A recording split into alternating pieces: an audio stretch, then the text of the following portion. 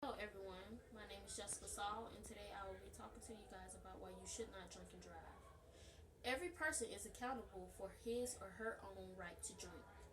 Failure to treat this or any right responsibly has consequences. The person's right can and should be taken away when the failure to act responsibly endangers others. In 2009, there was 10,839 fatalities in crashes involving a driver with a BAC known as blood alcohol count of zero point zero 0.08 or higher, which is 32% of total traffic fatalities for the year.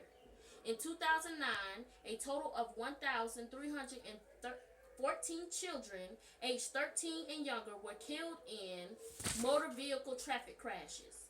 14% of these occurred in alcohol impaired driving crashes. Out of the 14% that were killed, 51% were occupants of a vehicle with a driver who had a BAC level of 0.08 or higher, and another 27 children, 15%, were pedestrians of pedocyclists struck by drivers with a BAC of 0.08 or higher. Drinking and driving is a choice that affects everyone in one way or another, which could be prevented with better planning and controlling. Drinking and driving is a major problem that needs to be addressed and to cut back on the number of deaths caused by alcohol-related accidents, the number of OWIs and DUIs amongst drivers, and underage consumption of alcohol throughout our society. The effects of driving after consuming alcohol has become very dangerous, and it puts many people's lives in danger every day. Many people each year die as a result of alcohol-related accidents. According to most recent figures from the Center for Disease Control and Prevention, 39% of all traffic-related deaths are related to alcohol. Alcohol impairs eyesight and judgment, reflexes, which makes driving a motorized vehicle extremely dangerous. According to an article published by Johns Hopkins University, consuming alcohol causes tunnel vision and reduction in peripheral sight. Alcohol also increases swaying, especially if eyes are closed, and it all affects accuracy and consistency of a test. Significant memory loss can also occur with high doses of alcohol and may develop into blackouts involving amnesia. Now, with that, what they are saying is, what I am saying is, alcohol can really cause harm to your body. It can potentially mess up your liver, or it can mess up your kidneys. It depends on how your immune system acts.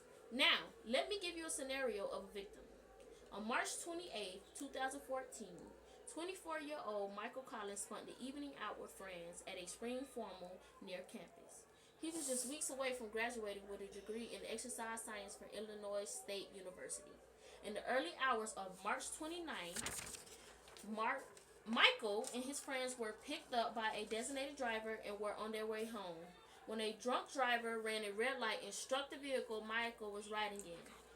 Michael sustained severe head trauma and was rushed into emergency brain surgery. After 4 days of fighting for his life, Michael succumbed to his injuries on April 2nd. The driver had a BAC of 0.1777%, more than twice the legal limit. She recently pled guilty to 2 counts of aggravated driving under the influence. Michael was an active member of the Illinois State community and is remembered as a bright and witty friend by those who knew him. He was a natural leader with a propensity for doing the right thing. Michael also assisted his father Jim in coaching baseball at University High School. Although his parents were not aware, Michael had signed up to be an organ donor, and his organs and tissues went on to help as many as 200 people. This past June, Michael's friends and family formatted a team at a Walk Like Mad event in Homer Glen, Illinois. There are some consequences of drunk driving.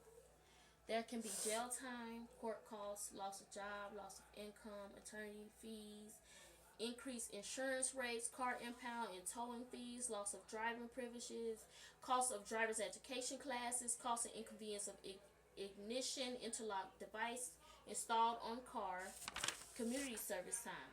And the worst consequence of drunk driving is injuring and killing someone. People, this is very serious. Please do not drink and drive. This is something you do not want. This is something that can really change your life. It really can. I have seen it plenty of times happen, and it still messes up my mind. Even though I've seen it in passing, you guys have to understand we all have to be safe. Think smart and do the right thing. In conclusion, drinking and driving is not right. It is not worth the consequences, and it is not fair for a drunk driver to risk the lives of innocent people. For a solution to drinking and driving, every person who gets caught should have to serve at least 1 year in jail. Is driving and drinking worth risking your life, the lives of innocent people, and risking your entire future? Do not drink and drive. Thank you, everyone.